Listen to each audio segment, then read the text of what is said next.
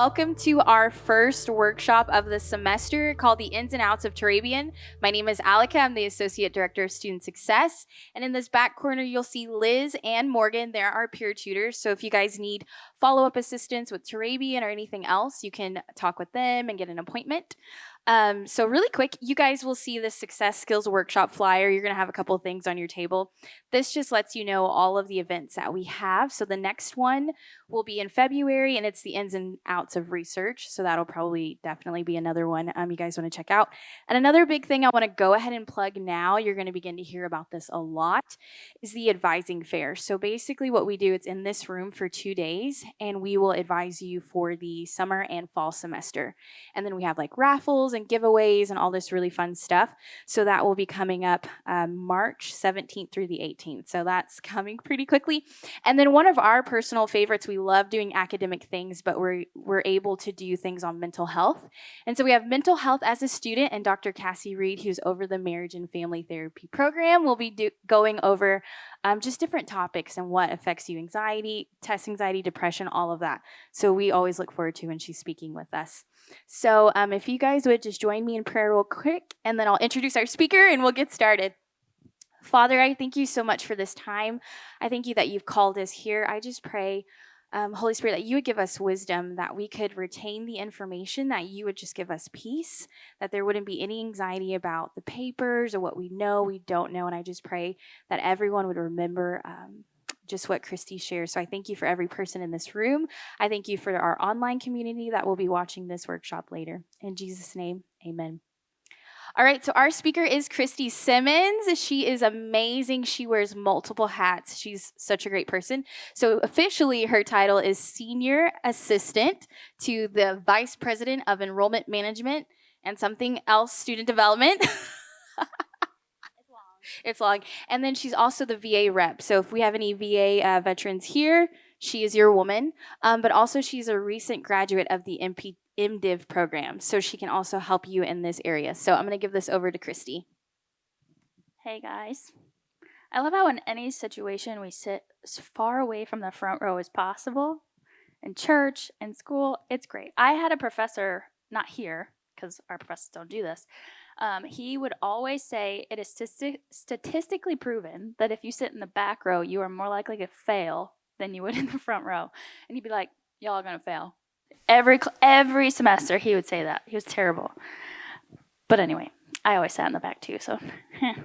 Okay, so Turabian formatting. I have heard many a student panic because of Turabian. So I want all of you to just sit with me and take a deep breath and let it out, because everything is going to be okay. Okay? Okay, so I have written in Turabian for over 10 years because I did my undergrad in theology, biblical studies, and then I came here and did my seminary degree. So Turabian is it just comes, because the more you do it, the more familiar you are, the more comfortable you are, and the less likely you're going to have a panic attack while you do it. So I printed these out for you. So if you didn't get a packet, they have them over there. But this is going to be a great resource for you. It's actually off of the Turabian website. It's like little tip guide sheets for each type of thing that you're going to do in your paper. So if you look through it, you'll see margins and page numbers, or title page, endnotes, footnotes, bibliography, all the things are in here. There's an example on how to do it. They have really cool notes in the margins and how to do it and all the things. But one note to really take note of is that at the bottom of every single page, that whatever your professor says, if it's against what is in these guidelines, they rule over those things. So you'll notice that some professors, they prefer endnotes over footnotes, or vice versa, or some like a title page, some don't. Like, you're just going to have to be bold enough to ask them what they're looking for. Sometimes it will be in their syllabus, sometimes it won't. So you need to ask. So don't be afraid to ask questions. Every professor, you'll learn them as you go throughout your schooling that they like certain things certain ways, and you'll just have to go with the flow in that way. So as we start, what is Turabian? So we've heard of MLA, APA, Chicago, Turabian. Why do we have all these different types of formatting? Well, Turabian, it was actually developed by a lady who works at the University of Chicago, hence Chicago. Chicago and Turabian are very, very similar. There's very minute things that make them different. So she was actually the dissertation editor, and so she created this way of writing that was a little bit easier than Chicago, but almost exactly the same. So that's why it was built. Just handy little tidbits for you guys to know what the heck Turabian is. So the major difference in Chicago, Turabian, MLA, APA, whatever, is citation.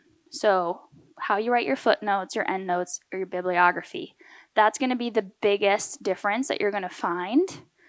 So towards the end, I'm going to give you some tips that I found useful when I write papers, to just kind of help you organize your thoughts, kind of give you some tips on how to do it well without going into the nitty gritty of what your citation formatting looks like while you're writing your paper, because who knows, it can be so distracting to have to go through, put in a quote, but then you have to write out all of the endnote or all of the footnote, and then try to get back on track when you're trying to get back on your paper. So I'll give you some tips at the end how to do that. So, yes, let me just go through some things. Okay, why, just so you know a why, as in why in theology do we write in Turabian formatting? It's what a lot of people in academia use when they're writing their articles or writing their books, their commentaries, anything like that. So if you find one of our professors has written an article in some sort of book or magazine or something like that, it's going to be formatted this way because it's an expectation in the theology humanities world that that's what you're writing in. So we get you used to it now, because if you're in your undergrad, you're going to be doing it in seminary if you go into seminary in your grad program, but you're also going to be doing it in your doctoral program. And then if you want to be in academics, if you're a professor, if you want to write, that's really what you're going to be writing in. So that's kind of why we keep you consistent in that way. So, okay, I'm going to just talk about some useful tips as to what I do when I write my papers. So if you want to write notes down, if you have questions, keep track of those, because we're going to have lots of time at the end to ask questions, because I would rather address your specific questions than just keep rambling over cool tidbits on Turabian. So when I'm writing a paper, I know that you were taught this in elementary school, all these things, to write an outline, because as easy it is to just sit down on paper and just try to write it out, having an outline is going to help you with your sources as well, because then as you have your headers, you can put, when you're doing your resources, you can, as you go, you can be like, this would go great with this topic, this with this topic. That way you can have them organized as you go. Sometimes Megan Grondin, who is the registrar, she was going to help me today, but she's sick, so pray for her when you can. But she was talking about how she actually has 2 Word documents open while she's writing.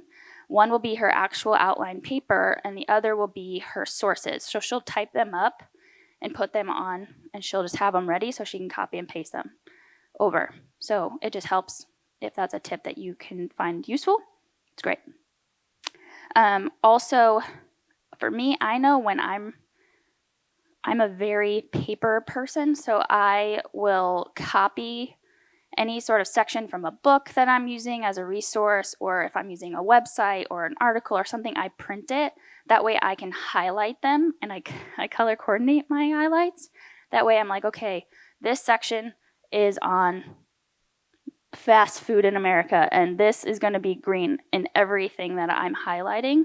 That way, when I go back to organize my thoughts and put my quotes in my paper, like, okay, I'm not forgetting something along the way. So that helps me. But also something specifically for writing in Turabian is that you're going to be using endnotes or footnotes depending on the preference of your professor. So you're going to want to, when you're writing, you're going to want to add the footnotes in as you go. but you're going to want to have some sort of way of marking where that came from, because you're going to eventually at the end, this is what I do, you don't have to necessarily do this, but for me it was helpful to just put the author's last name and the page number, just so you can then at the end, after you've been done editing, because everything can shift as you're editing, so you don't want to get everything perfect, edit, and then everything be adjusted and you have to go back and redo your formatting, because that's frustrating, because that's wasted time. Especially, I'm a procrastinator, so if you're writing the day before or the day of and you have to go back and reformat, that can be more stress than you need. I mean, procrastinating in general is more stress than you need, but sometimes you need to work that way. So whatever floats your boat. So just as a tip, go in and write the author and the page number, and then after you're done editing, you can go back and format your footnotes or endnotes, depending on what they are. So I know for me, the biggest thing that got confusing with endnotes or footnotes was that you have the initial citation, and then you have an abbreviated citation after that, and then you have this thing that's so random called IBID. Has anyone heard of IBID? No? Okay. So it's a way of, So say you cite a source one time, and then you move on to another author directly after it. So we'll just use our professors. So Luter, A, B, blah, page number. Okay, and then you go on to something else, and it's Hunsinger, and then you've got a full thing here. But then you need to go back to Luter again. So it's going to be just an abbreviated version after that, because you're only going to use the long one the first time. So you'll see in this packet, they have that formatted out for you. So it tells you, okay, you're going to use the author's name. It's going to be the book. And then if there's a section, and then it's going to have the date, the publisher, the page number. It's a lot. So it's just the one time you have to do it. And then after that, when you do it again, it's just the name of the author, the shorthand of the book, and then the page number. You don't have to do the publisher, you don't have to do the year it was written, all the extra while you're doing it, because that's going to be the abbreviated version you're going to use all the way through the rest of your citations. But after you're done editing and you notice you have two Luters right after one another at the bottom, like so down at the bottom you have Luter, Hunsinger, Luter, Luter, Luter. Instead of writing the Luter thing 3 times after that, you're just going to put Luter, Hunsinger, Luter, IBID, IBID.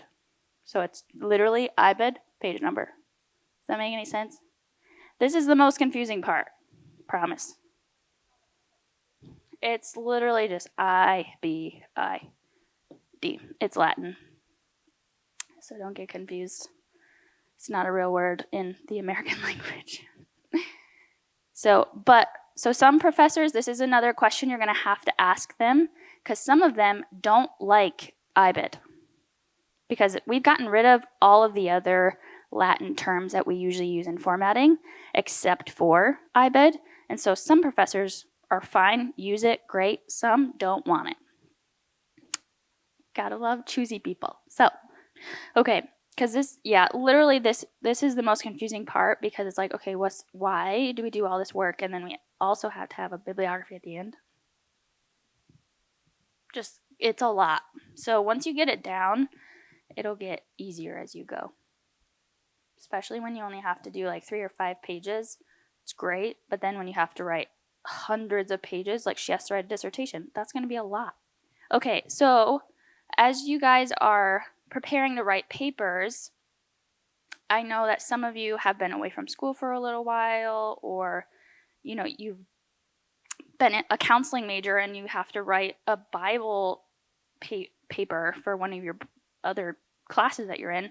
So it's confusing because you have to go from APA to Turabian. It's like, so Instead of doing in-text citations, this is where you would do your footnotes. Does that make any sense? Because that's what's going to be the biggest change, is where you put your citation marks. So now the question about what and when to cite something.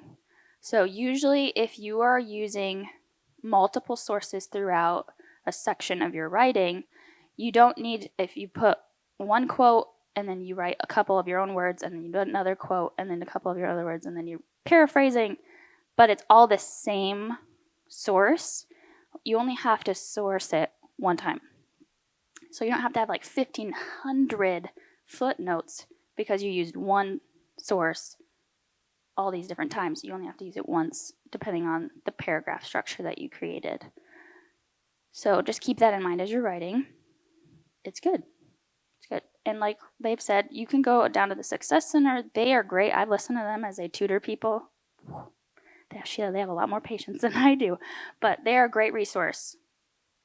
Even if you are a grad student or a doctoral student, you can go to the Success Center. Do you have a question? I was just going to ask, if you do the paragraph thing, do you quote it in the beginning or at the end? At the end. Okay, thank you. Yeah, and it's always after the punctuation of the sentence. So if you have a period, then a footnote, or a period, quotation mark, footnote. It's always after whatever the last punctuation is of the sentence. So I went through all my stuff really fast. So if you guys have questions that you've been mulling over, or you came in because of something that was kind of freaking you out, let me know. Let me talk about it. One thing that I had to figure out as I've been writing in Turabian is the font size of the footnotes and just how to punctuate the footnotes. I know it'll be in the packet, but that was just super helpful for me, if you can speak to that. Yeah, so you'll notice if you're using Microsoft Word, I know Mac people have to use a little bit of something else. When you naturally do a footnote, it'll already have it formatted so it's smaller. And you'll notice that in the bottom part of your paper where it's listed that it's smaller as well. So it's usually at an 8 or a 10. You can get the exact what it is, but it's never 12. It's always smaller. So it's okay, but don't do those funny tricks where, you go through and you add 2 spaces after every period, or you change the font size of your periods because you want more space taken up in your paper. Just don't do that. Because I have had students that have done that, and professors can see it. Like, your paper looks silly. So just try to keep that in mind. I know writing really long papers, you try to find ways to make them longer by changing font size. Just by suggestion, don't do that. Is it single space or double space? Double spaced, yeah. If you don't know how to do that, it's in the paragraph section of Microsoft Word where you can format your spacing. Also, just be aware if you have default settings where it's like a space after your paragraph or before your paragraph, to make sure that you adjust that as well. This might be a silly question, but what's the difference between the endnotes and the footnotes?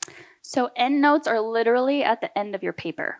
So instead of footnotes are at the end of each page. And they'll only be at the bottom of the page that they're actually on. So like, you write on the first page, but you haven't used any sources, you're not going to have a footnote there. Okay. But on the second page, you've used 2 or 3 sources, you're going to have 2 or 3 at the bottom. So then the endnotes are at the bottom, you said, right? At the very end of your paper, so And like how right do you- before your bibliography. Okay, and so how do you quote them? How do you cite them within your paper? Do you not then at all?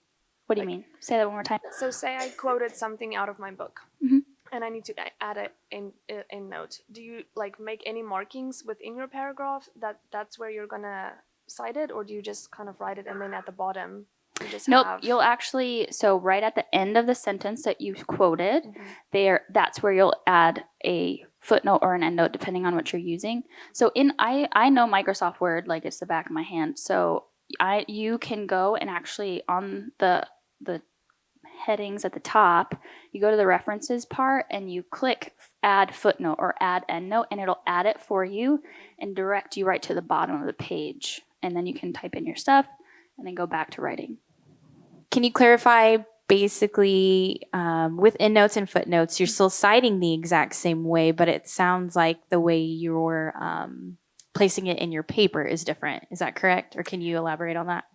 So when you actually finish writing your quote or whatever you're putting your citation after, that will not change as far as like where that you find that little number in the paragraph. That will not change. But where you find the information that you were writing out your citation, that changes. So footnote is literally the footer of your paper, of your page. So say on this page I'm writing and I have to do a footnote, it's going to be down here. Whereas if you were to do an endnote, it's going to be all the way in the back. Like that's when you go and you see books that have endnotes instead of footnotes. They have this long page of notes at the end. Those are endnotes. So how do you make the little number for the footnotes in the paper? Yes, so in Microsoft Word, that's already an option. So you will literally go and you will click add footnote or add endnote, and it'll add the number for you, already small, up in the corner, and then it'll take you to the bottom. If for some reason you have to make your own, it can get super messy. So I really recommend you do that because it already adds like the line separating the paper from the endnotes, because that can get really messy too if you don't utilize that. Thanks. There is a way of adding it. It's like an exponential number, but I don't recommend it. I use Google Docs, and it's underneath insert at the top, like where heading is and stuff like that. So if you guys use that. And just a resource that you can utilize, there are citation websites you can go to where you add in all the information for each source, and it will format, like it'll generate your formatting for you. You can select Turabian, you can select MLA, whichever source you're using, and it'll format it for you. So what is it? Do you guys use ones that are specific? I know there's ones that are called EasyBib. Mm-hmm. That's like, I think that's the one that I use all the time. But you can there's literally like go to Google. Citation Machine. Yeah. Yeah. Sometimes you have to pay for it, but There are free ones though. Look Yeah. for those because they work just as well. And if you do it, it'll actually, I think it's the citation one, this citation generator or something. If you do all of them at once, it will actually create your bibliography for you. It'll put it alphabetically and it'll do all the extra that you. another website is BibMe for the citation. BibMe, that's a good one. Or Or Owl Purdue. Yes. That's a good one. Yeah. What I was going to ask is, are there any like reference websites for Turabian that you recommend using? Like if we lose this packet? Yes. So you can go to chicagomanualofstyle.org. That's at the bottom of this if you want to write it down. Or Turabian.org. That's a good one. There's like Owl Purdue. That's also a really great resource. That doesn't do just Chicago or Turabian. It does all of them. So you can just go through and you can literally click, I need the title page explanation, and it'll bring it to you. Or if you just need a general overview, it'll bring that up too. Okay, so I had a question, and this is something that I struggled with as a student. So where would we find good resources, like appropriate resources for research or for papers? Yes, so TKU Library, they have done an amazing job to find these different databases that you can use. Obviously, you can use the library downstairs. That's the best one because Jennifer in there is amazing. Like if you say, hey, I need to write a paper about this, but I only have a few minutes to come and find sources, she will look through and find sources for you. And she's amazing. She's in the doctoral program, so she's a beast. And if you have any questions about Turabian, she's very academic minded, so she'll be able to talk you through it, but sometimes simplifying it. Just look at this guy. But utilize that. Also on your intranet, your student portal, on the library page, they actually have a list of databases that we actually have free access to. They'll give you the login information that you need. So we have EBSCOhost, which is one that gives you full-length articles and ebooks and different stuff like that. Just take a look at that, because that's going to give you very good academic-based articles, books, websites that you can utilize, because don't use Wikipedia. That's bad. Bad news bears. And sometimes, going to Google and saying, I need an article about whatever, XYZ, it's not always going to be a reliable source. So utilize those first, and utilize Jen and Tracy in the library. They're going to be able to help you. One trick that I've learned is if I've found like a Matthew commentary and it's a reliable source, I'll look at the sources that they've cited in their footnotes, and that's really helpful. Yeah, that's really good. I have done that quite a bit. They've already done the work for you. Yeah. So, any other questions? I know Turabian is super exciting. So for the times where our professors don't really, when they don't really require like a title page or anything, how would we enter in like our name, date, class? Like, is there like a certain way to do that, or? There is, but honestly, I would just talk to the professor on their preference, because I know Hunsinger will do it one way where he wants it on the right side of the paper, and then if you talk to Luter, he wants it on the left. Like, it can be super confusing if you're like, well, this is how it is for every single person. It's just not that way. So ask them. Say, hey, do you want a title page? If you don't, how would you like us to do our header? And they will tell you. I know Hunsinger, at one point, he had given us an actual template on, because we had to do reading logs or something, and he gave us a template of what he was looking for every single paper, and it was just the same for every paper. So ask your professors, because if they are picky, which 99% of them they are, they will have a specific way they want title pages done, if they want endnotes or footnotes, or just depending on what makes them happy. Just to make sure, when you guys do use the citation machines and EasyBib and things like that, please make sure to just always double check, because sometimes it doesn't always cite it correctly. And so I know that can like dock off points, and so just please make sure. I know we have packets to just check and make sure that it's, matching the way your professor wants it, okay? Mm-hmm. Yeah, it'll be helpful to you once you figure out like the layout of what a footnote has to look like and what a bibliography source has to look like. It'll become easier to just do it on your own. I know when you're crunched for time, or you're stressed out because you have a lot of papers due at once, or just different things like that, those are really helpful tools. But like Liz said this, so, just make sure you're double checking if you have to use those. But once you get used to like, okay, I know that it's author name, book title, or article, whatever it is, and then parentheses if you just weird things, and then you like publisher, date, blah, blah, blah, like all the things. Once you get the order down, it's pretty straight across the board. So just be mindful of that, because the more you get it down, the faster you'll go, and the more reliable your sourcing will be. Because those generators are great, but sometimes, like she said, they can get stuff backwards, or they don't do formatting, they don't do punctuation right, or they don't do capitalization on certain things. So just be aware of that. Yeah, and basically they're searching for the source in their database, and so sometimes they don't have the information. But one thing that I've found helpful is just looking it up on Amazon. If it's like a book or a magazine or anything like that, it has the ISBN and all of the information that you need on Amazon or on the website. And with like EBSCOhost or some of the other databases, they actually have a thing in the corner that you can click, and it'll actually put your citation together for you. Mm-hmm. And that's a very reliable source. Yeah.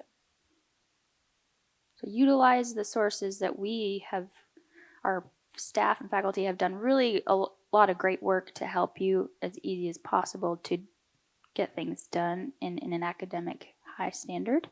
So just try to utilize those first before you go off to other things. Any questions? I know that writing can be very overwhelming, so I just take a breath. And our professors all say this, but everything that we do in our classroom, on our computer, is an act of worship unto the Lord. So I know this sounds super spiritual, but I sit down before every paper. I sit down like, okay, Lord, it's you and me. Let's write this together. And sometimes I'll go back and read papers after my professors have graded them, and they'll underline a line, and I'm like, I wrote that? Like, wow, that's really good. Like, but in reality, that wasn't me. That was the Holy Spirit. So just really, really don't hesitate to just take a breath and be like, okay, I'm overwhelmed. This is reality, because this is how we get towards the end of the semester, especially midterms. A lot's happening. Just take a breath, ask the Lord, let's do this together, because this is a worship unto you. And just do it. And don't hesitate to ask questions. You've even said it, like, you think a question may be stupid or silly. They're not stupid or silly, because if it makes you more successful in your writing or in your submission of your work, obviously it wasn't stupid, because it helped you. So please ask. Please come. They're great. They'll help. I'm in the admin suites too. If you need anything, I'm available. I know I'm not, the typical person you come to with a VA rep come for writing. It's so exciting. But I am willing to help as well. Okay, last one. Yes. And this might really be a stupid question, but what if you use the Bible as a reference? Like, Yes. Is there a certain way to reference that? Like, I know we can probably go look it up, but is there just ways that you guys have learned to do that easier? Okay, Not easier, but like... Yes. So have you guys had specific explanations on how to cite your Bible? Because I know that can be a little difficult. Yeah. So I've found that it just varies on really what it is. So I just try to follow the same format, like template of what the footnote is or what the bibliography is. But instead of a page number, obviously you're going to put Matthew 3:46. I don't even know if that's real. But like you put that. That's going to be your page. You're not going to write down an author. Like, you're just not going to do that. Moses. Like, no. So you're just going to make sure you do the version that you're using. That's going to be important. So if you use NIV or NRSV, depending on what it is, you're going to want to make sure you put that down, and the address. That's what I call it. The address of whatever. Yeah. Yeah, the publishing date, like what the state, version. the city of the version. Yeah. And that's all on the front. And I've of the title known page. some professors that prefer for you to use one version throughout your entire paper. But, when we're doing like translation papers and things like that, we have to use different translations in order to prove our points. So just make sure that you cite which version you're using, just to make sure it's super clear. And sometimes if you want to use a professor's notes that they've given you in a class, you have to cite those as well. So you would just say, John Hunsinger, this is the class, this was if they give you a title of their lecture, something like that, and the date, and that it was in Southlake, Texas. Like, you can fill in the blanks there on what you're doing. But those, you can use those as well. That's a resource. It's a big resource. Yeah. If you have a question, someone else probably has the same question, so don't hesitate to ask it. Yes, This ma'am. may be this may be totally well known, but I've been out of school for a while. What's the difference between the end notes? I heard you say end notes and bibliography notes. Okay, so bibliography, that's going to be your reference page. So at the very end of your paper, you're going to have a list of all of your citation, like all the books. So it's not going to have any sort of page number references or anything like that. So with endnotes, you're specifically referencing a page or a section of a book that you've used or something like that, because you're not going to do that in your bibliography. because you'd have to list it so many times if you were to do that. Your endnotes are going to be marking like, okay, on this page, I used page 76 of this book, but on this page, I only used it page 14. Like, does that make sense? You're going to list your endnotes, put page numbers. Bibliography is just using the book. Yes, ma'am. So in the order of your paper, would the endnotes, like you would have your endnotes and then the bibliography right after it? Like after everything that you say in your paper? Does that make sense? I think so. Let me just double check. Before the bibliography. Okay, it says it right here. You put endnotes after the main text and appendixes if you have to do that, and then but before your bibliography. So sometimes it can get tricky when you have to format your paper because it'll naturally just add endnotes to the end. So if you've already, I know I did this, like I want to feel like I did something right now, so I'm going to do my bibliography first. Like sometimes I would do that just because I needed to feel like I had accomplished something. So you have to be careful because if you do that and then you add endnotes, it's going to add your endnotes after your bibliography. If that makes any sort of sense. So just be aware of that. You'll just have to restructure stuff. Does that answer your question? I want to make sure it's answered before you leave. Okay. This is going to be a great resource. So the information absolutely has nothing to do with anything. It's just like, these are examples. And then the blue notes on every page, that's what's going to be your guide. It's going to be like, okay, this is where you put indentation. This is where you put footnotes. This is where you put page numbers, different things like that. So pay attention to the blue paragraph lines in here on this little guy. I had a professor give me his own version of this guy because he was that particular. I carried that thing throughout my entire undergraduate career for every class that I took with him because then I knew this is how he wants it. So if this is something that you utilize in this semester, I would definitely recommend you keep it with you. It is on the Turabian and Chicago website, so if you ever lose it for some reason, it's on there. It's called Tip Sheets. It's like 14 different pages, I think. All right, guys, thank you for coming. Again, we know that this is a little bit of information overload, but it's just to give you exposure. If you have additional questions, please come to our office. You can find Christy as well, but Jennifer in the library, and Morgan and Liz can definitely help you guys. And just to reiterate what Christy just said, the endnotes again should be before a bibliography, but don't get too hung up on all these little minute details. They're important, but like everyone said, your professor is going to be the one to guide you. And a lot of times they have templates. I've seen so many different templates provided by professors. So just get their feedback, come to us, and we'll work with you. And then the next thing I want to mention really quickly, everyone sitting, you'll see the survey workshop. Please fill that out. That helps us as every semester we just want to revamp and build and make this more applicable to you. And then some of you guys may have professors that said, hey, if you come to a workshop, you get extra credit. If that's the case, fill this survey out, turn it into us, and then we'll give you a certificate and you can give it to your professor. So, every little point helps. Again, thank you, Christy. Thank you, Morgan and Liz. Again, please come to us if you need clarification. Again, it's going to become more natural and you really won't need any more clarification. So thank you guys again. I think that's everything. So y'all take care and we'll see you again next month about research.